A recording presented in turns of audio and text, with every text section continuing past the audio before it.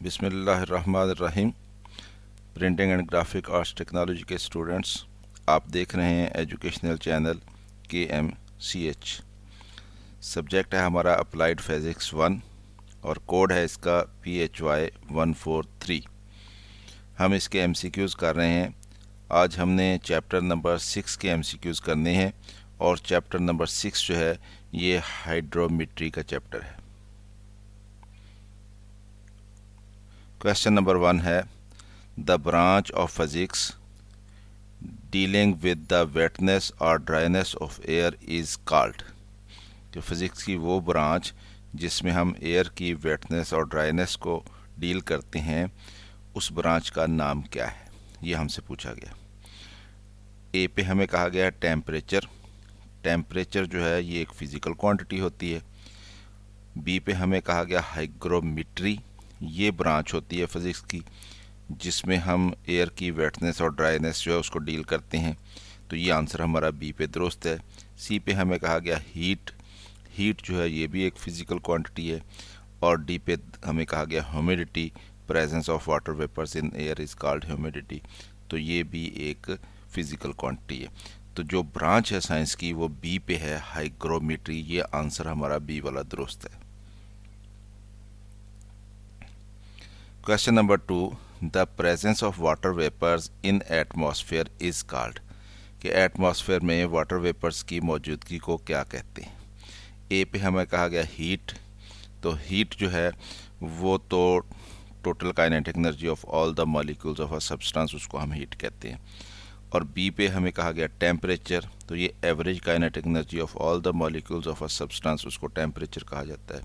सी पे हमें कहा गया है हाइड्रोमेट्री, तो ये ब्रांच है साइंस की। और डी पे हमें कहा गया ह्यूमिडिटी। तो ये डी पे हमारा आंसर जो है करेक्ट है, क्योंकि presence of water vapours in atmosphere is called humidity. तो डी वाला आंसर हमारा करेक्ट हो गया। Question number 3, the pressure exerted by the vapours is called. कि वेपर्स जो प्रेशर एक्सर्ट करते हैं उसको क्या कहा जाता है। ए पे कहा गया है हाइग्रोमीटर। हाइग्रोमीटर इंस्ट्रूमेंट होता है जो ह्यूमिडिटी मेजर करता है। बी पे हमें कहा गया ह्यूमिडिटी, ये presence of water vapours in air humidity कहलाती है। सी पे हमें कहा गया है वेपर प्रेशर। तो ये वेपर प्रेशर वाला आंसर हमारा करेक्ट है। सी वाला आंसर करेक्ट है। The pressure exerted by the vapours is called vapour pressure. और डी पे हमें कहा गया ऑल ऑफ दीज। तो ज़ाहिर है ये भी आंसर दुरुस्त नहीं है, क्योंकि ऊपर वाला ए और बी आंसर दुरुस्त नहीं है। तो इसलिए तमाम आंसर जो हैं वो दुरुस्त नहीं हो सकते। तो सी वाला आंसर हमारा दुरुस्त है। Question number 4, the unit of density is. हमसे डेंसिटी का यूनिट पूछा गया है। डेंसिटी क्या होती है? मास पर यूनिट वॉल्यूम, यानी मास ओवर वॉल्यूम। तो मास का यूनिट ऊपर आना है और वॉल्यूम का यूनिट नीचे आना है। तो हमारे पास ऑप्शंस में है, ए में है किलोग्राम पर मीटर स्क्वायर। किलोग्राम मास का यूनिट है, मीटर क्यूब जो है किलोग्राम पर मीटर क्यूब। मीटर क्यूब जो है ये हमारे पास वॉल्यूम का यूनिट है। तो इसलिए मास ओवर वॉल्यूम का यूनिट आ गया। तो यही आंसर हमारा दुरुस्त है। बी पे हमें कहा गया किलोग्राम पर मीटर स्क्वायर। तो ऊपर मास का यूनिट है, ये नीचे हमारे पास एरिया का यूनिट है। तो ये आंसर दुरुस्त नहीं है। सी पे हमें कहा गया किलोग्राम पर मीटर।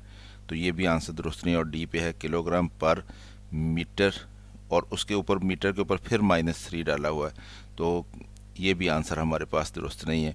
तो ये हमारे पास ए वाला आंसर जो है किलोग्राम पर मीटर क्यूब दुरुस्त है। Question number 5, the unit of specific gravity. Specific gravity का क्या यूनिट होता है?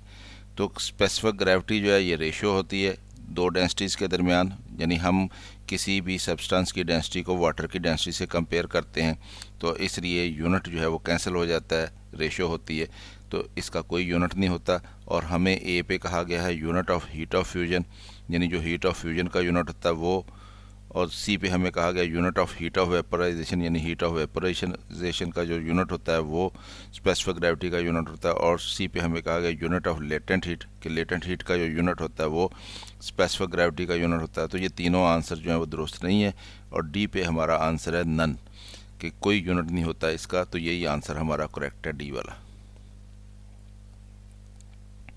Question number 6, relative density is more easily and more accurately measured without measuring dash, कि हमने रिलेटिव डेंसिटी को मेजर करना है तो ज़्यादा आसानी के साथ और ज़्यादा दुरुस्तगी के साथ हम किस तरह से मेजर कर सकते हैं कि हमें कौन सी चीज़ जो है वो मेजर ना करनी पड़े कि ये हम रिलेटिव डेंसिटी जो है आसानी से मेजर कर सकें। तो उसमें ए पे दिया गया टेम्परेचर की तो हमें ज़रूरत नहीं होती रिलेटिव डेंसिटी मालूम करने के लिए। तो बी पे हमें कहा गया वॉल्यूम। तो रिलेटिव डेंसिटी जब मालूम की जाती है तो पानी की डेंसिटी के साथ किसी दूसरे सब्सटेंस की डेंसिटी को कंपेयर किया जाता है, और दोनों की इक्वल वॉल्यूम अगर हम ले लें तो फिर वॉल्यूम हमें डेंसिटी जो है मास पर यूनिट वॉल्यूम होती है। तो ऊपर हमारे पास डेंसिटी अगर पानी की लगानी है तो उसका मास पर यूनिट वॉल्यूम लगाना है, सब्सटेंस की लगानी है तो उसका मास पर यूनिट वॉल्यूम लगाना है, और नीचे अगर हमने पानी की डेंसिटी लगानी है तो उसका मास पर यूनिट वॉल्यूम लगाना है। तो अगर हम पानी की वॉल्यूम भी उतनी ही ले लें और सब्सटेंस की वॉल्यूम भी उतनी ही ले लें तो फिर हमें सिर्फ उनके मास जो है उनको कंपेयर करना पड़ता है और हमें वॉल्यूम मालूम करने की ज़रूरत नहीं होती। तो इसलिए अगर हम वॉल्यूम मालूम ना करें, वॉल्यूम इक्वल रख लें, तो फिर हमारे लिए रिलेटिव डेंसिटी मालूम करना जो है वो आसान हो जाता है और ज़्यादा एक्यूरेटली हम उसको मालूम कर सकते हैं।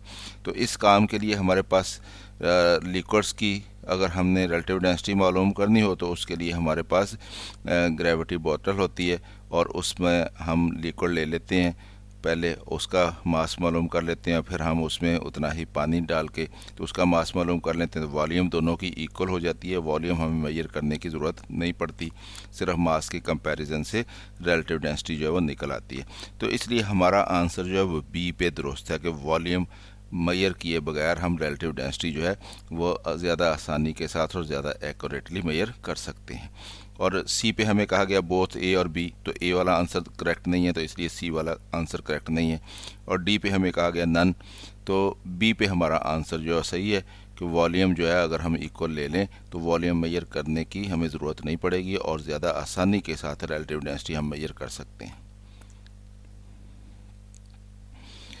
क्वेश्चन नंबर 7 है hydraulic press is the application of, कि हाइड्रोलिक प्रेस जो है वो किसकी एप्लीकेशन है। ए पे हमें कहा गया पास्कल्स लॉ, बी पे हमें कहा गया आर्किमेड्स लॉ प्रिंसिपल, और सी पे हमें कहा गया law of conservation of energy, और डी पे हमें कहा गया स्टोक्स लॉ।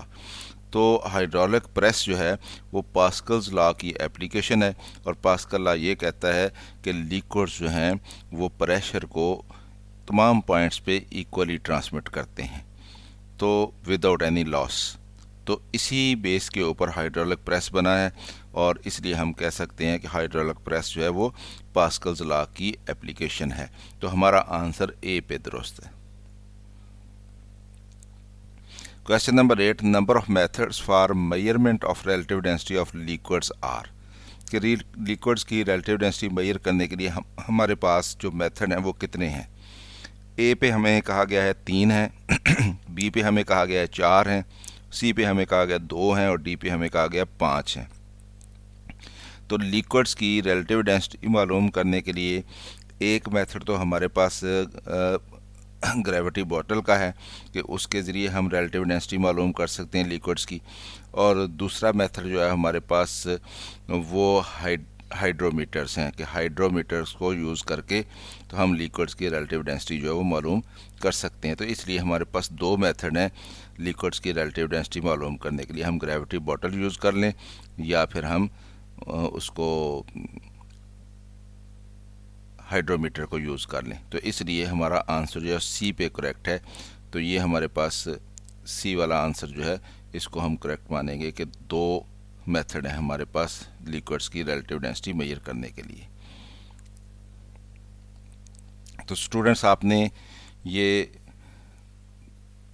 चैप्टर नंबर 6 जो है इसके MCQs देख लिए।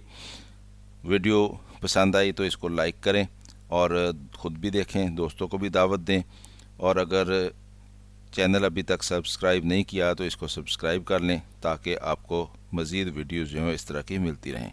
मेरी तरफ़ से अल्लाह हाफिज़, शाद रहें, आबाद रहें।